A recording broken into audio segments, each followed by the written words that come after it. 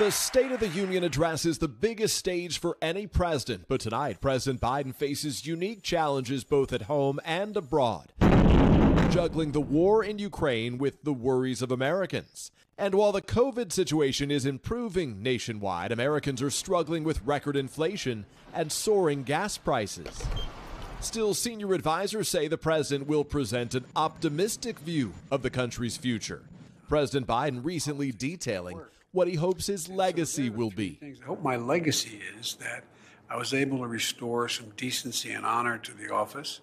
I was able to bring the middle class back to a place where they had real opportunity, given an even chance to succeed.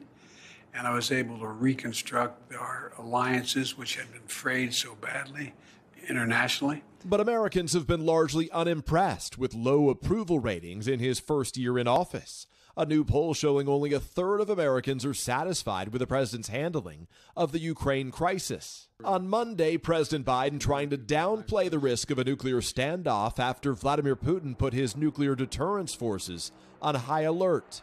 Mr. President, should Americans be worried about nuclear war? No. While the U.S. is leading a coalition of allies, ratcheting up stiff sanctions against Russia and delivering hundreds of millions of dollars in military and humanitarian aid to Ukraine, the White House has ruled out imposing a no-fly zone over parts of Ukraine, despite President Zelensky's urging the U.S. and NATO to do so. Is there any way in which the U.S. would support a no-fly zone over Ukraine? It would essentially mean the U.S. military would be shooting down planes, Russian planes. That is definitely escalatory. That is not something the president wants to do. Lawmakers speaking out overnight after a classified briefing on the crisis. It clearly appears to be a war to terrorize the population, and I think in many ways the worst is yet to come in that regard. Their clear focus at this point, if you just watch how they've positioned the troops, he's progressing towards laying siege, like a medieval siege of Kiev, at which point you're going to have a bunch of millions of starving people. Peter, given all of this, the Ukraine crisis, how much room does the president have tonight to focus on domestic issues? Will it be a one-topic speech, or will it be the usual laundry list we see in these State of the Union addresses? Well, it's definitely going to be a high-stakes balancing act for this president tonight. Some officials here have told me that they hope America's collective COVID haze is lifting with serious illness and cases dropping dramatically. And while most Americans think the worst of the pandemic is behind them, new polling shows they're not giving President Biden credit for that improving situation.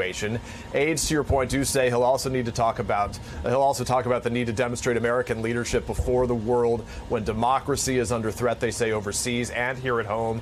And he will focus on his agenda, like bringing down the price of prescription drugs and beyond, and other aspects of what was the Build Back Better plan formerly, even if it's no longer packaged together under one umbrella. Savannah. All right, Peter, thank you very much. Savannah, you're heading to Washington for the State of the Union. Yes, NBC News will have live coverage of the president's address right here, starting at 9 Eastern, 6 Pacific. We'll have the overnight reaction tomorrow on Today from Washington and a live interview with Vice President Kamala Harris.